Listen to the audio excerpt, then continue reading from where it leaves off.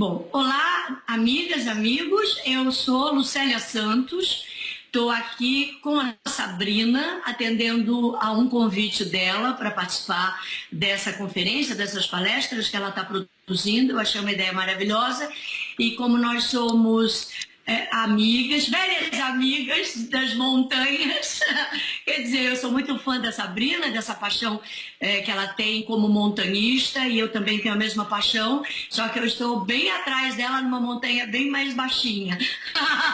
Mas enfim, foi isso que nos aproximou e eu estou aqui. Eu sou atriz, sou produtora cultural e diretora de cinema, então a minha atividade sempre foi no setor artístico e cultural. Eu estreiei em 1972, portanto já faz muitos anos, eu tenho 44 anos de carreira e vivo dessa profissão há 44 anos. Eu estreiei com 14 anos de idade em Santo André, em São Paulo. Eu sou de Santo André, estreiei no Teatro Anchieta, ali no Sesc Anchieta, em São Paulo, e estou aqui na carreira e na luta até hoje, nesse país onde os artistas são o último da fila. Anyway, estamos lá firmes e fortes. Sim e não. É uma resposta que eu vou te dar em dois níveis. Sim, na medida que, do ponto de vista profissional, eu tive a grande sorte nessa minha encarnação de ter uma vocação muito nítida, muito... Eu detectei essa minha vocação já criança, adolescente, tendo ido ao teatro assistir Marília Pêra, onde ela interpretava a Moreninha, no mesmo teatro que eu depois estreiei, que é o Sesc Anchieta. Eu fiquei fascinada, deslumbrada, em êxtase com a interpretação da Marília Pêra e a atuação dela. O papel da atriz me fascinou. A atuação, estar em cena, o espaço cênico, o palco, o teatro, as coxias, o contra-regra, o cenário, os figurinos, aquilo ali me tomou, me arrebatou de uma maneira que eu decidi assim, naquele instante, mal acabou o espetáculo, eu não conseguia arredar o pé da minha cadeira do teatro. Todo mundo, era uma excursão do colégio, todo mundo voltou para o ônibus para retornar para Santo André e eu não conseguia me mover de tão impactada que eu fiquei. Então isso eu considero uma vocação fulminante. Foi assim que começou a minha carreira como atriz, através da minha paixão por uma atriz chamada Marília Pêra. E eu já tinha manifestado um interesse pelo teatro antes, quando eu tinha 9 anos de idade, ouvindo a Cacilda Becker chamar crianças para comporem uma montagem teatral que ela estava fazendo no TBC. Eu era muito criança e eu não fui, minha mãe não me levou, eu era filha de pai operário, mãe que cuidava do lar. Minha mãe não tinha tempo para dar atenção para um mimo desses de uma filha. Enfim, eu não fui aos 9 anos, mas acabei indo aos 14 sozinha com as minhas próprias pernas. Então, do ponto de vista de ter encontrado uma carreira, um lugar no mundo para me comunicar, eu considero que eu fui uma pessoa realizada, que eu tenho desenvolvido, desempenhado um caminho, uma carreira na minha missão.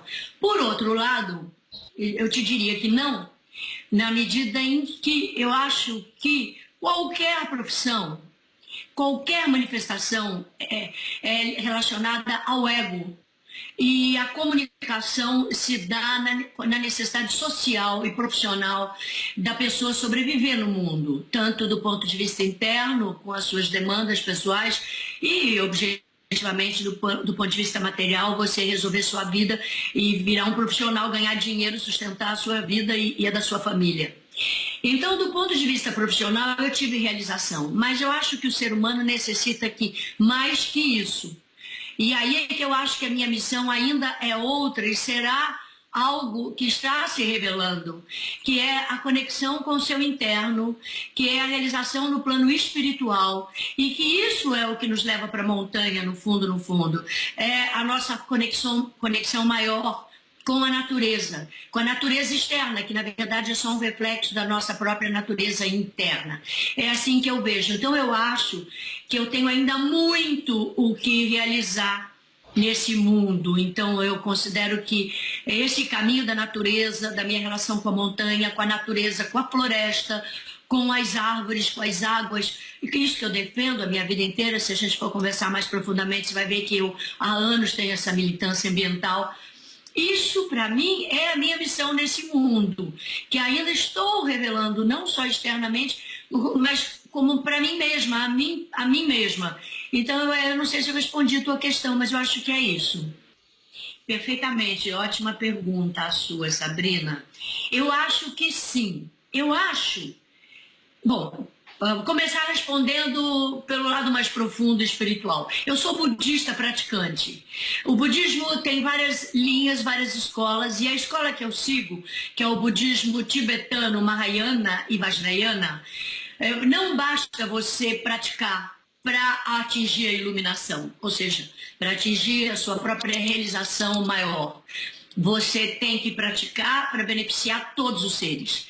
Na linha de budismo que eu sigo, não existe iluminação individual, só existe a iluminação quando todos os seres forem liberados do sofrimento do samsara. Então, tudo o que a gente faz com uma intenção pura, você está beneficiando outros. Tudo, qualquer coisa onde estiver presente a minha intenção pura de beneficiar alguém, eu estarei beneficiando os seres. Então, desse ponto de vista, eu acho que eu te respondo. Porque eu acho que sim, na minha profissão como atriz, eu acho que eu posso gerar muitos benefícios aos outros. E isso, meu próprio lama, o Chadu Rinpoche, que já não está mais aqui, uma vez me disse, quando eu pedi a ele para me introduzir as práticas preliminares do budismo, as práticas formais, ele me disse, não, a tua missão nesse momento é a tua voz, é a tua fala, é o que você consegue transmitir aos outros de amor e de compaixão. Leva as ideias budistas de amor e compaixão, externaliza isso. Essa é a sua prática. Eu fiquei com aquilo, eu fico até emocionada quando eu falo, mas é uma realidade muito presente na minha vida e eu demorei muito a entender o que ele estava querendo me dizer com isso. Porque parece simples, mas não é simples. E aí eu acredito que sim, através da minha profissão eu posso gerar alegria, eu posso tirar as pessoas de alguma forma do sofrimento, eu posso gerar motivação estética que a arte de interpretar traz aos outros, que é uma visão da beleza universal. Então eu acho que a minha profissão é muito abençoada sobre esse aspecto. Eu posso proporcionar muitas coisas boas e iluminadas e positivas e legais aos outros. Do ponto de vista... Outra missão é mais de encontro a essa ainda, que seria realmente eu atingir quanto mais a minha iluminação, quanto mais eu melhorar como ser humano, quanto mais próxima eu tiver de uma grandeza real, de um diamante lapidado, que é a minha própria mente, mais eu posso transmitir aos outros. Isso também é uma visão espiritual de que quanto mais alguém vai se iluminando, mais ela vai influenciando o que está ao seu redor. O núcleo social onde você vive, sua família, as pessoas ao seu redor, no seu trabalho, suas relações mais íntimas, ficam atingidas e envolvidas com o que você vai atingindo de realização pessoal. Sabrina, olha, vou te falar. Esse é o ponto, viu? Porque eu tenho uma natureza não acomodada e inquieta. Então, a minha natureza colabora com a minha evolução, no sentido de que eu nunca quis estar na zona de conforto. Nunca, jamais. E como atriz, em tudo que eu fiz e faço, eu sempre busco o desafio, eu sempre busco superar a minha expectativa de mim mesma. Eu nunca fico na minha zona de conforto. Isso é uma qualidade, isso é uma vantagem que eu tenho no meu processo escolhido, na estrada, na montanha, na trilha, no morro, para cima, sempre, no sentido de que eu não sou preguiçosa, eu quero estar fora da minha zona de conforto sempre. Além disso, aí entrando no papo sério, aí realmente, no budismo, encontrei o meu guru e um professor que é irado. O meu professor fala para os alunos dele, vocês me contratam, é uma imagem, tá? Para eu destruir vocês, para eu acabar com o seu ego, para eu tirar você definitivamente da sua zona de conforto. Então, a minha prática budista é, desde sempre, desde o princípio, sem princípio, sair da zona de conforto e encontrar o caminho, que só começa quando você para de mimimi e arrebenta toda a estrutura mental do seu próprio ego, da sua personalidade, em aspas, e aí é que começa uma brincadeira séria.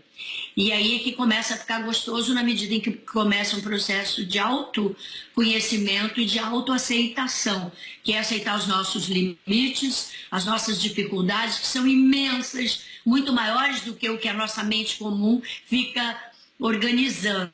Por isso é que a meditação é um grande caminho, porque quando você começa a silenciar, porque a gente começa a criar regras e começa a aumentar a nossa zona de conforto. Na verdade, o que a nossa mente faz é fazer uma programação para te colocar cada vez mais na zona de conforto. E toda a sociedade é construída para isso, para te deixar distraído da realidade.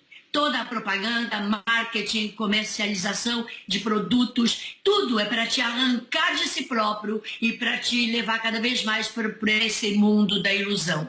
Então é muito difícil estar encarnado hoje e estar atento e ligado direitinho. A gente tem que realmente ter um guru, eu acho. Olha, Sabrina, agora eu vou arrepiar. Não existe a menor possibilidade de você fazer a grande mudança se você não se atirar de cabeça do último trampolim e com os olhos vendados. Isso é uma imagem do Nelson Rodrigues, que foi meu maior diretor, que ele não era diretor, mas é ele quem me dirigia como atriz, sempre foi, por causa da profunda identidade que existiu entre nós dois. Mas não existe possibilidade de você ser grande ou você interpretar personagens qualificados como os que ele escreveu. Isso é um paralelo que eu estou fazendo à sua pergunta. Se você não se atirar. Não existe, Sabrina, a menor possibilidade de crescimento se você não tiver coragem. A vida fica muito reduzida. São escolhas. Então, a pessoa que quer mudar mesmo, não adianta passar a mão na cabeça e dizer, olha, eu vou deixar tudo bem organizadinho para você dar um passo. Não existe. Não existe rede de segurança. Você tem que empurrar a pessoa e diz, vai, se atira, rompe a barreira do medo e do conforto. Isso precisa ter caráter. Então, não é fácil. Não existe nhenhenhen nem mimimi. Enquanto a pessoa está nessa fase, ela não vai sair disso. Tem que querer. É que nem no AA, eu acho. Os alcoólicos, os alcoólatras. Eu acho que você só consegue sair do alcoolismo quando você admite a necessidade. Eu preciso sair disso, eu preciso mudar de vida, eu preciso parar de fumar ou parar de beber. Quando você reconhece que aquilo está prejudicando a tua vida, que está encurtando a tua vida, está atrapalhando a tua vida, aí você toma uma atitude. Mas não adianta ninguém ficar falando para você, para de beber, para de fumar. Enquanto você não toma a decisão, você não vai procurar ajuda no AA. Eu tenho vários amigos, várias pessoas na minha vida que eu conheci, que pararam de beber, que pararam de fumar, e eram pessoas muito comprometidas com o vício. Mas isso não adianta, é a pessoa que tem que ter a decisão muito interna. É a mesma coisa para isso, para mudar do plano do conforto para o plano da transformação. Você tem que ter coragem de abandonar o teu emprego, se for o caso. Você tem que ter coragem de abandonar teu vale transporte, a tua olerite. Você tem que ter coragem de partir para uma aventura própria. Você tem que ter muita coragem. E depois, lá na frente, a pessoa que consegue romper com as couraças vai entender que aquilo era tão pouco que estava aprisionando ela.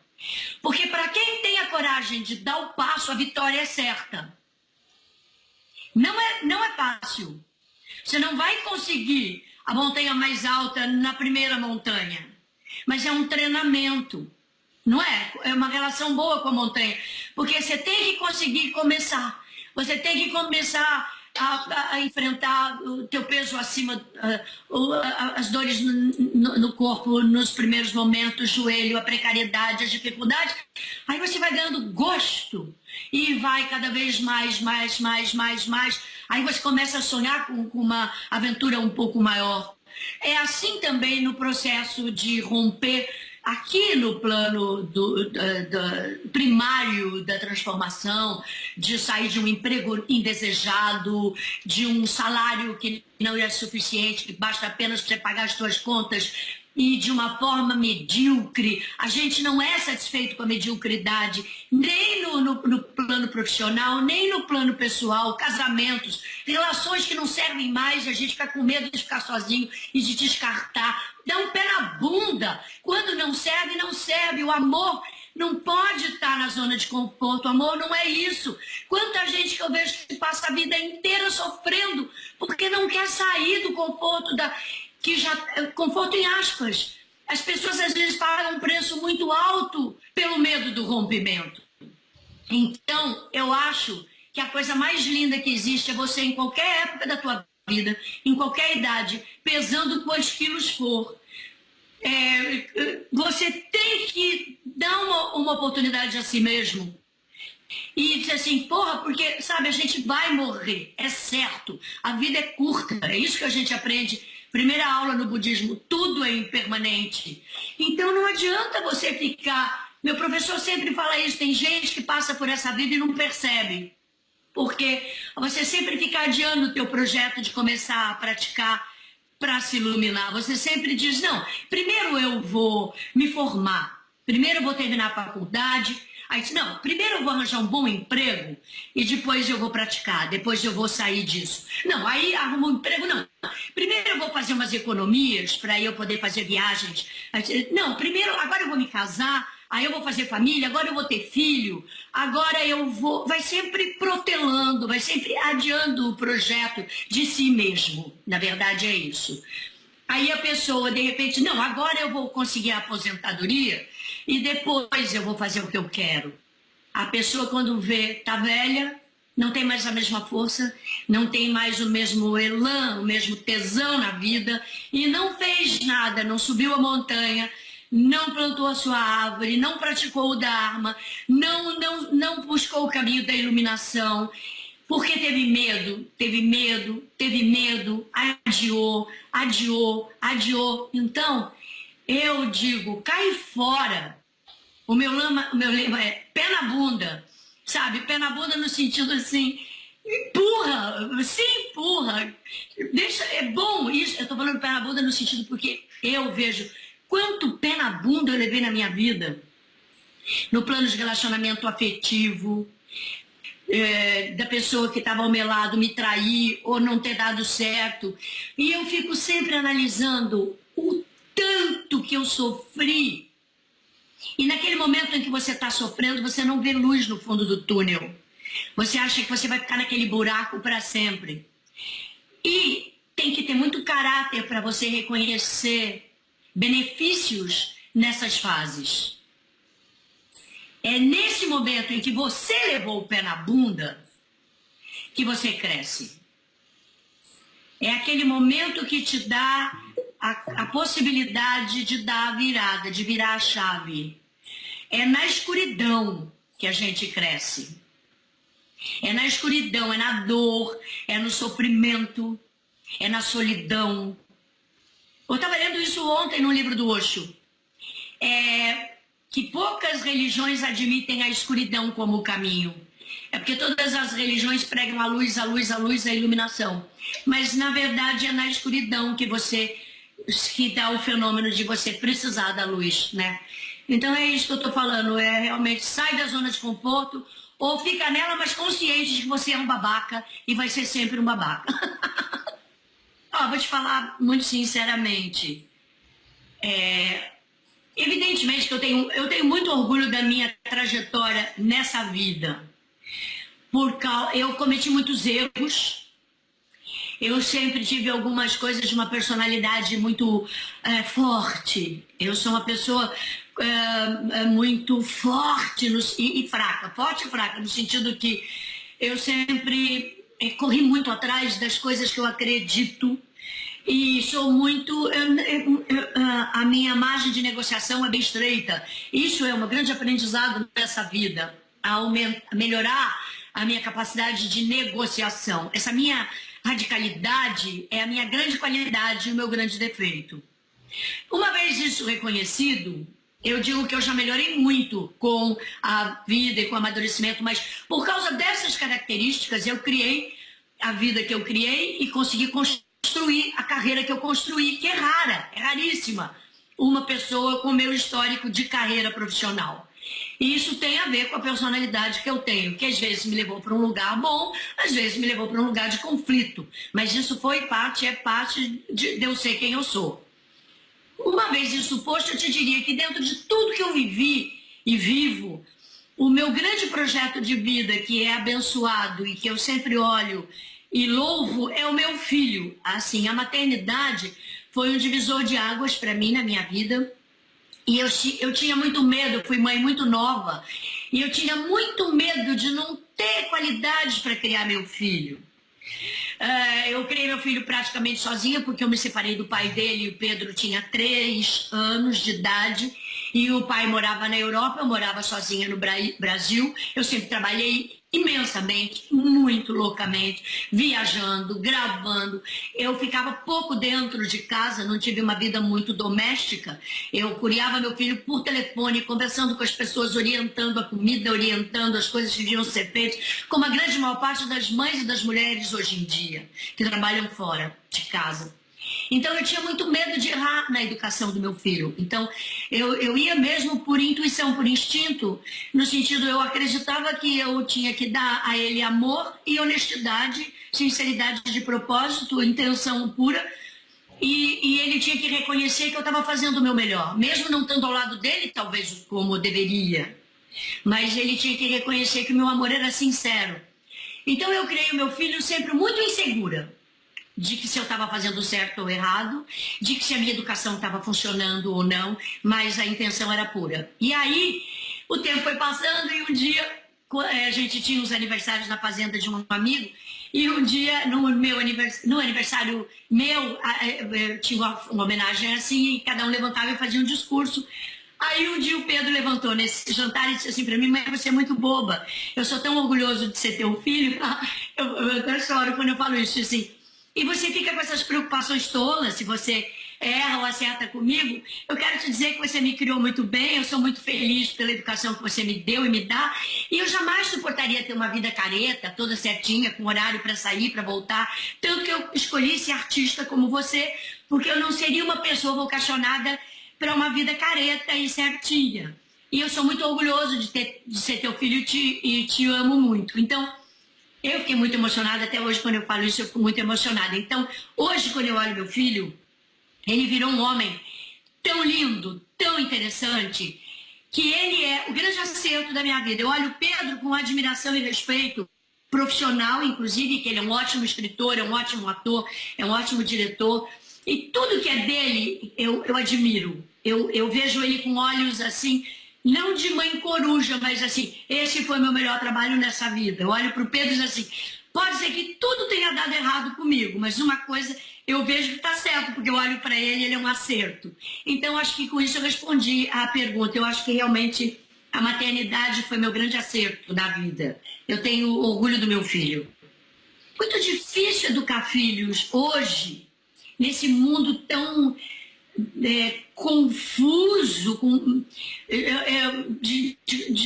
valores tão aquebrantados, uma sociedade tão fragmentada, né? Eu acho, cada vez mais, cada bebê que nasce agora, eu tenho muitas amigas que estão tendo filhos assim agora, eu fico vendo, nossa, é como cada vez mais difícil, porque você tem cada vez menos referências. É como tirar um peixinho de um aquário e lançar ele logo de cara num oceano de informações. Então, essas crianças, acho que só o amor é o parâmetro mesmo. Então, muito difícil criar um filho hoje. Nossa, que linda pergunta. Eu tenho um sonho infantil que acho que talvez o meu último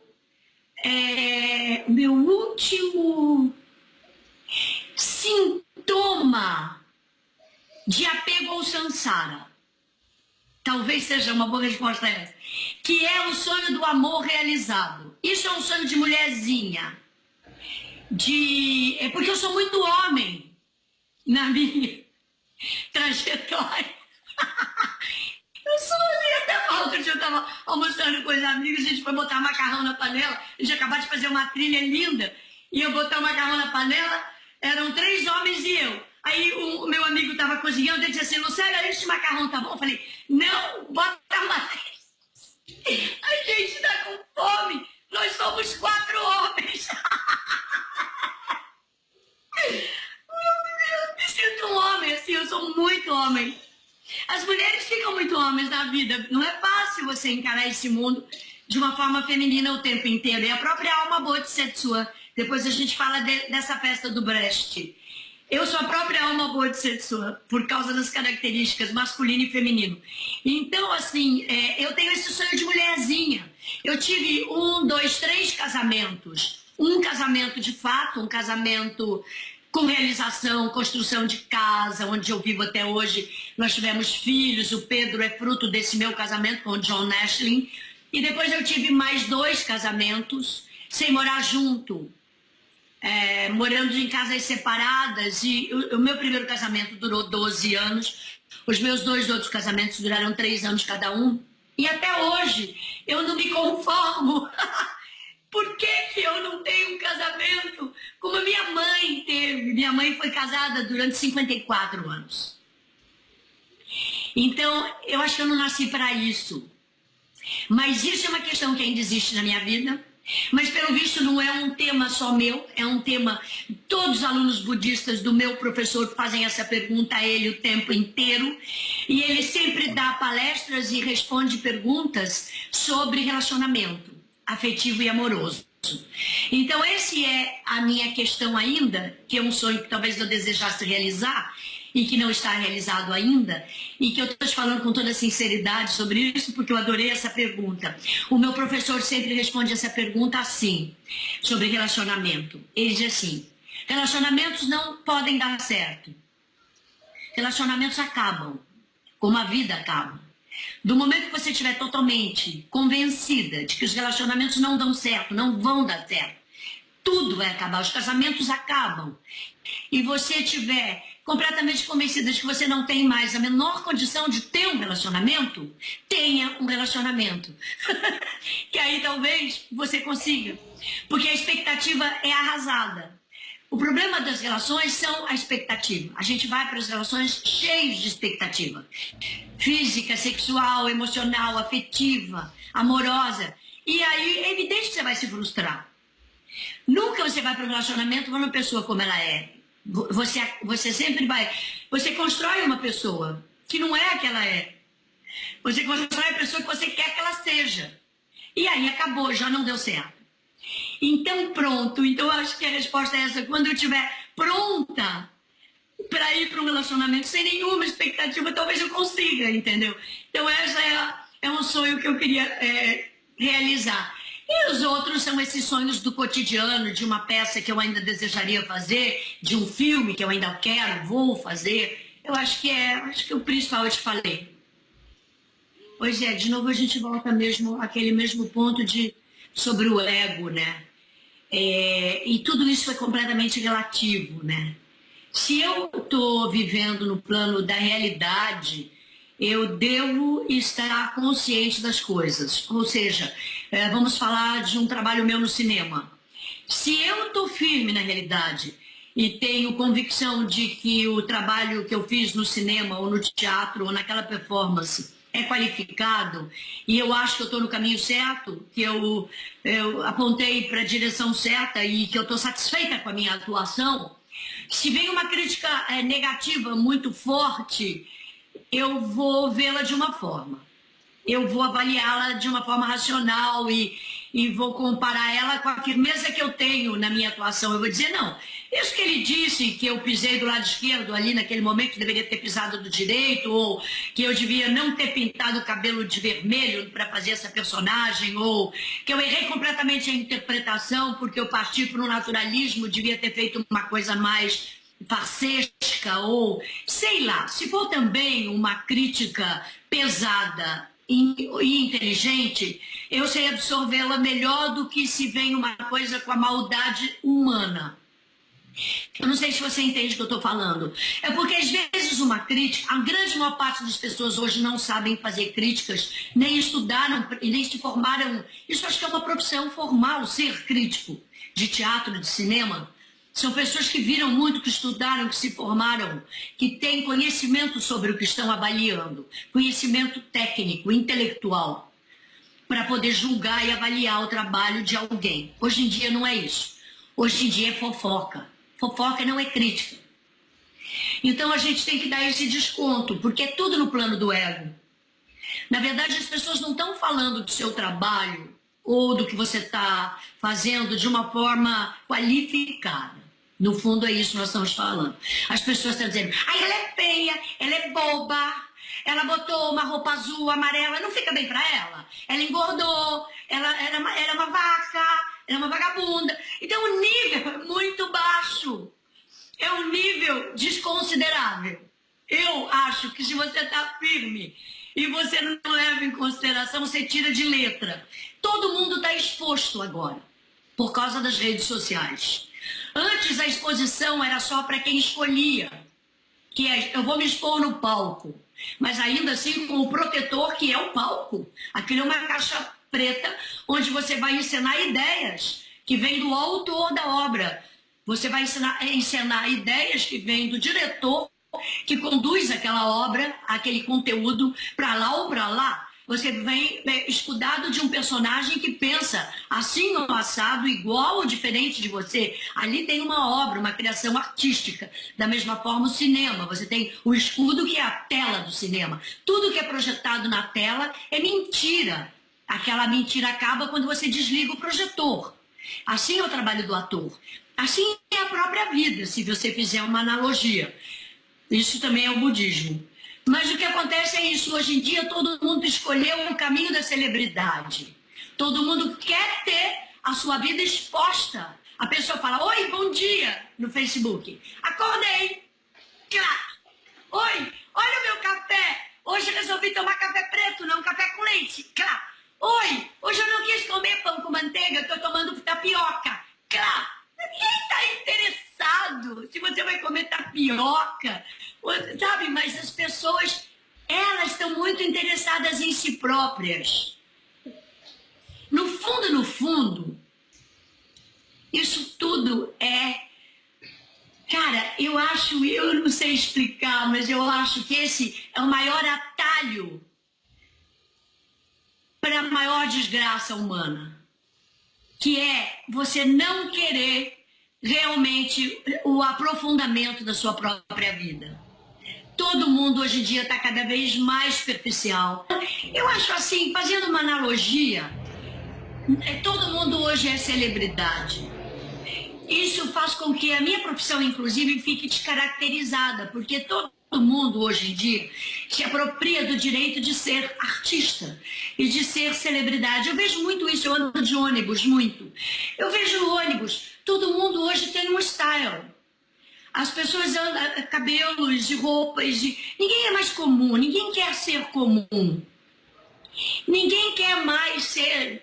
Eu não sei se isso é bom ou ruim. É bom por um lado, porque uma certa criatividade se desenvolve, as pessoas põem um pouco suas fantasias para fora. Mas, por outro lado, aquilo exacerba, acelera esse negócio do ego que eu te falei anteriormente. E as pessoas são muito confundidas acerca de si próprias. Então, eu não sei, eu acho que é um momento de uma confusão tão geral, sabe? Eu acho que as pessoas estão cada vez mais infelizes, cada vez mais solitárias e cada vez mais distantes dessa consciência de si próprias. Porque é mentira que é possível se relacionar de forma digital. Isso não existe. Isso é totalmente mental. Você não se relaciona com uma fotografia ou com uma imagem de si mesmo. Você só pode se relacionar de verdade com o que você é. E o que você é não é a foto que você põe no Facebook. Isso tem, inclusive, sendo um fator de grandes frustrações nas tentativas de relacionamento por internet. As pessoas põem a sua melhor foto, seu melhor ângulo, claro. Ninguém vai botar sua cara toda ferrada. Aí, quando as pessoas se encontram, é uma brochada já no primeiro encontro. Então, eu acho que isso, levado ao plano maior de uma possibilidade de relacionamento, e também ao nível profissional, ao nível total, as pessoas acham que tudo é internet. Não é. As relações continuam ainda sendo relações humanas. E o ser humano é ser humano. Tem olhinho, bochechinha, boquinha, coração, pele, calor, tem uma temperatura. Você não pode perder de vista essa realidade. Então, ou as pessoas se desumanizam de vez e a gente muda faz uma guinada planetária para um outro tipo de sociedade virtual. Acabou a humanização. Ou a gente vai buscar um caminho que é o que eu acredito, que é o caminho da humanização, que é você utilizar as ferramentas da internet para voltar a não ter rótulos nos alimentos. Acabar com essa sociedade de consumo, que é o que destruiu e que está destruindo toda a natureza e toda a vida no planeta. Não tem mais 1 milhão de marcas de biscoito, vai ter biscoito. No vidro, você vai lá com o seu único vidro, não vai ficar gerando lixo de pacote. Isso tem já na Alemanha, vi ontem que em Paris, você vai comprar sem rótulos, você vai comprar biscoito, vai comprar arroz, vai comprar açúcar, leite, macarrão, o que você precisa, mas não tem 1 milhão de pacotes para jogar na estratosfera depois, o lixo. Então eu acho que tem que ter uma reversão, uma transformação para um ponto de onde nós viemos ou para retornar à simplicidade. Isso é um processo de humanização. Eu acho que esse processo de humanização é econômico, social, mas é, acima de tudo, espiritual, individual. A pessoa tem que desejar voltar a si mesma, voltar à simplicidade, voltar a uma relação mais direta com o outro ser humano. Por isso que eu acho que vale a pena investir no nosso conhecimento, no que a gente adquiriu através da nossa vida. Pelo menos para isso, viver e a idade tem que servir para alguma coisa. Você ter uma experiência bacana e boa para trocar com os outros que estão vindo depois, estão vindo atrás. Então, acho que esse tipo de trabalho vale muito a pena. Eu acho que é uma pessoa que entende praticamente que a felicidade está na simplicidade. Essa é a verdadeira realização. Não é dinheiro demais. Não é... Peraí que o computador faz esse barulho, já vai passar. Não é dinheiro demais. Não é ter coisas demais. Não é a sociedade da materialidade. O que faz você realmente ser uma pessoa realizada é entender que você precisa de relativamente pouco para ser feliz. E você encontrar realmente a sua estrutura existencial, física, social, nisso.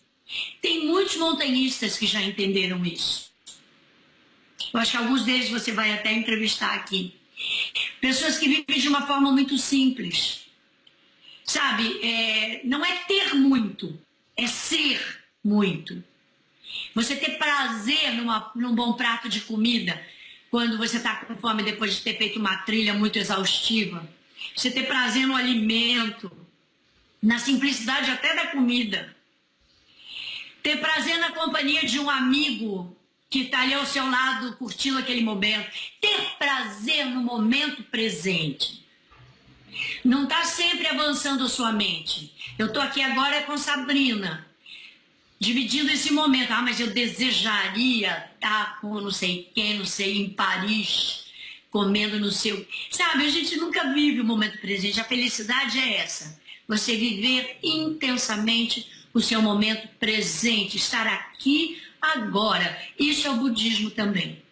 Eu acho que esse é uma pessoa realizada, alguém que consegue ter felicidade na simplicidade e estar presente. Só isso. Isso muda totalmente as relações humanas, muda a sua relação isso muda a nossa relação conosco. Quando eu estou muito ansiosa, eu fico, evidentemente, não sou uma pessoa iluminada, realizada, eu vou meditar. A única coisa que segura a minha onda é a meditação. Eu paro. Quando a minha cabeça começa a matraquear e me tirar da realidade, eu paro. E é muito difícil, porque tudo ao nosso redor é construído para te tirar da realidade, para te levar para uma zona de... Eu vejo as horas que eu perco no Facebook. É um vício. De repente eu tô lá querendo ver o que as pessoas estão falando. Meu Deus, que é isso? Que é isso, Lucélia? Você tem coisas importantes para fazer. Volta para casa, volta para o seu centro. A gente tem que estar sempre saindo da periferia e retornando ao centro. É isso. Acho que isso é Goethe até. Tudo que você desejar e sonhar, você pode realizar. Basta se colocar em movimento que o cosmos, a natureza, todas as forças se manifestam e se colocam a seu favor. Eu acredito nisso. Eu acho que essa é a grande rede de segurança da humanidade. É saber, é ter essa fé de tudo que você quiser e desejar, você pode começar. Eu acho que esse é o princípio da fé, né? Mas eu acredito. Por maior que seja o seu sonho, você pode fazer, você pode realizar. É só começar. Mas para começar tem que ter caráter. É o início da nossa conversa, né? Tem que sair da zona de conforto. Olha, eu vou te falar agora uma coisa engraçada. Eu sou uma pessoa, eu morro de medo de altura, Sabrina. Morro de medo de altura. E eu moro aqui, é pena que eu acho que a imagem não alcança, mas aqui está a Pedra da Gávea, aqui, bem aqui mesmo. Aqui na ponta da minha mão está a Pedra da Gávea e eu moro aqui por causa disso. Eu moro aqui há 34 anos. Por causa dela, é a grande paixão da minha vida, essa rocha, esse maciço. Eu amo esse lugar e eu considero que aqui é o meu lugar por causa dela. E eu demorei anos para começar a escalar a Gávea por causa do meu medo de altura. Eu ensaiei, até que, há 5 anos atrás, eu comecei a subir ao topo da Gávea. Mas para antes de ir ao topo, eu fiquei indo até a metade dela, a Pedra do Navio, durante mais uns 3 anos. Bom, isso posto, eu realizei um grande sonho da minha vida, que era subir ao topo da Gávea. É uma coisa que eu faço com muita frequência. Anteontem eu estive lá para fazer uma homenagem ao Fernando Brito, que até aproveito para fazer uma homenagem por aqui, porque ele era meu big brother, assim. Ele saltava e ele subia 3 vezes por dia a Gávea, quando ele tinha tempo, com uma mochilão de 20 quilos, com paraquedas, e ele era muito gente fina. Às vezes a gente subia junto até uma parte, às vezes a gente se encontrava lá embaixo, ele me mostrava a imagem que ele tinha feito no dia, me dava carona até aqui em casa, parávamos no Oswaldo para tomar um chopp, era brother mesmo, assim. Uma vez eu fiquei esperando ele para fotografar ele saltando, e eu não consegui, porque foi tão veloz, o corpo passou do lugar onde eu estava, eu só ouvi o som. Vum! Então, tínhamos uma camaradagem e eu tinha muita admiração e respeito por ele. E fiquei muito triste quando ele fez a passagem dele. Aí, anteontem, eu fui lá com mais 2 amigos e fizemos umas preces para ele lá, no lugar de onde ele saltava, que é a minha casa. Lá é a minha casa e é lá que eu empresto e alugo para eles saltarem. Mas isso posto, eu considero que eu realizei um sonho da minha vida, que era a Pedra da Gávea. Depois que eu conheci Thaís e você, eu comecei a calentar um sonho um pouco mais arrojado, que é fazer algumas montanhas. Não tenho mais idade para fazer o que você está fazendo, o que Thaís está fazendo, de fazer 7 montanhas mais altas. Não tenho a pretensão de escalar o Everest, mas eu tenho agora a pretensão, talvez, de escalar o Aconcagua, ou uma dessas montanhas de 6.000 metros nos Andes, da Bolívia, que o Carlos fez um roteiro lindo, porque eu quero filmar as 4 cordilheiras do mundo. Isso é um grande sonho meu. Eu quero filmar os Andes, os Himalaias, os Alpes e o Rocky Mountain, no Canadá. Isso, fazer documentários sobre esses lugares que eu considero sagrados. E com gente que considera esses lugares a sua própria alma, a manifestação da sua própria alma. Vocês, o Santa Helena, o Cáutio Morgado, o Thaís, você, essas pessoas que sabem o que é isso. Então eu tenho agora uma pequena pretensão que vocês me colocaram, porque eu não tinha, antes de conhecer vocês, de fazer umas dessas montanhas geladas.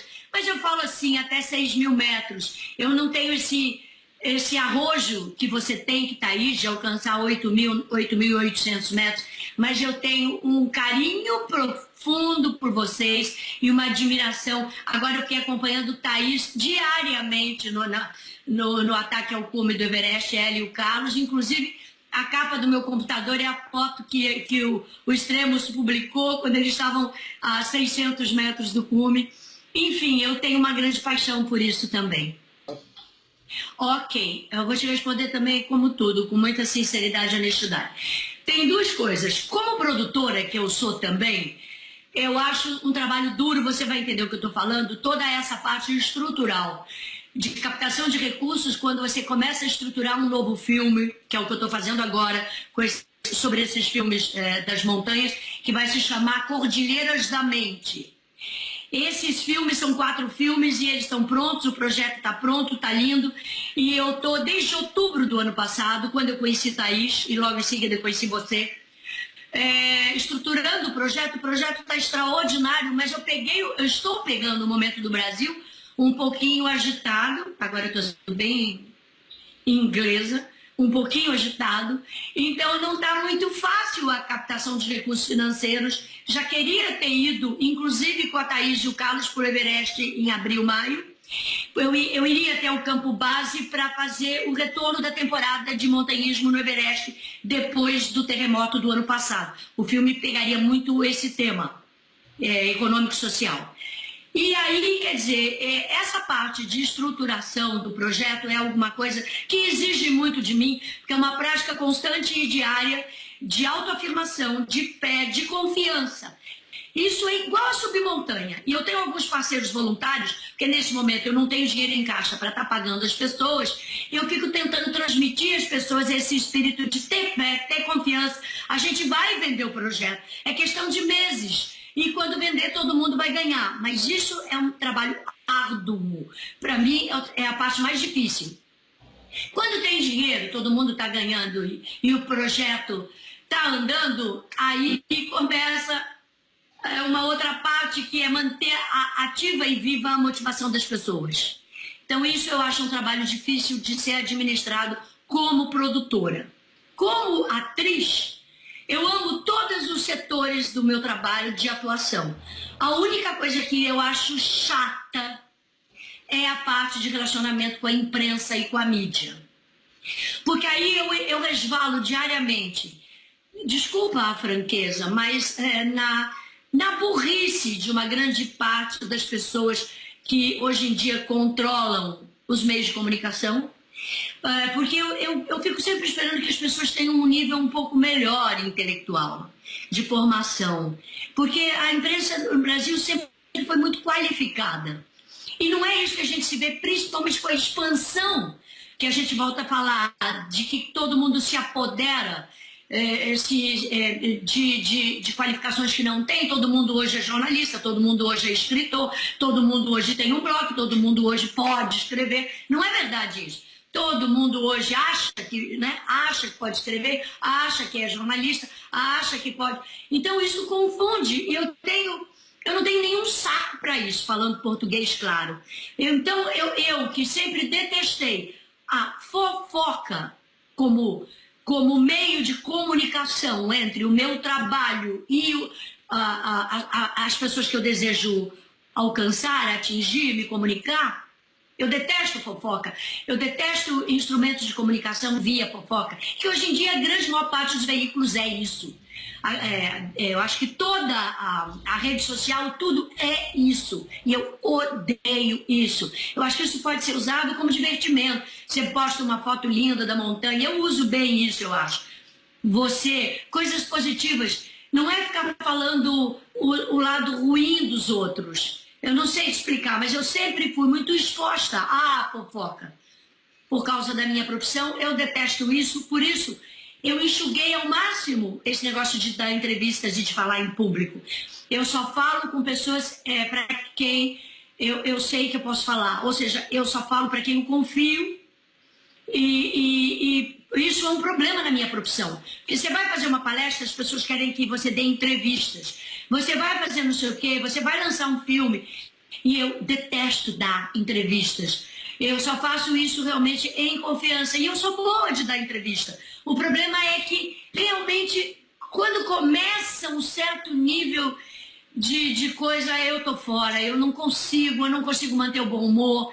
E eu me lembro que uma vez em Cannes, a Björk, a cantora, estava lançando o filme dela e ela falou literalmente isso que eu estou falando. Ela não queria dar entrevistas, ela deu uma entrevista única, uma coletiva de imprensa, com o assessor de imprensa e o produtor ao lado, porque ela ficava muito estressada de ter que se submeter a essas sabatinas e a essa exposição, na maior parte das vezes mal interpretada pelos jornalistas e pela mídia. Então, eu acho que quanto maior a manipulação editorial da sociedade em que você vive, que é o caso do Brasil, mais difícil fica você atingir o seu objetivo final, que é a tua fala ser sincera e alcançar a outra ponta extrema. Vira um telefone sem fio, onde o conteúdo se perde. Eu acho que em resumo é isso. Mas eu acho que isso vale a pena, porque eu sei que você vai fazer um trabalho lindo e que isso vai... A minha fala, do jeito como ela é, as pessoas podem concordar ou não, gostar ou não de ouvir os meus argumentos, mas vai chegar a pessoa exatamente in natura, da maneira como eu expressei, não vai ter, sabe, aquela contextualização, você vai pegar uma parte do que eu falei, jogar no meio de uma coisa e transformar aquilo no que você deseja que venha a ser. Então, é daí que vivem as grandes confusões hoje em dia, mas eu é que agradeço a oportunidade de poder me expressar. Eu gosto de me comunicar. É evidente que eu gosto, eu vivo disso.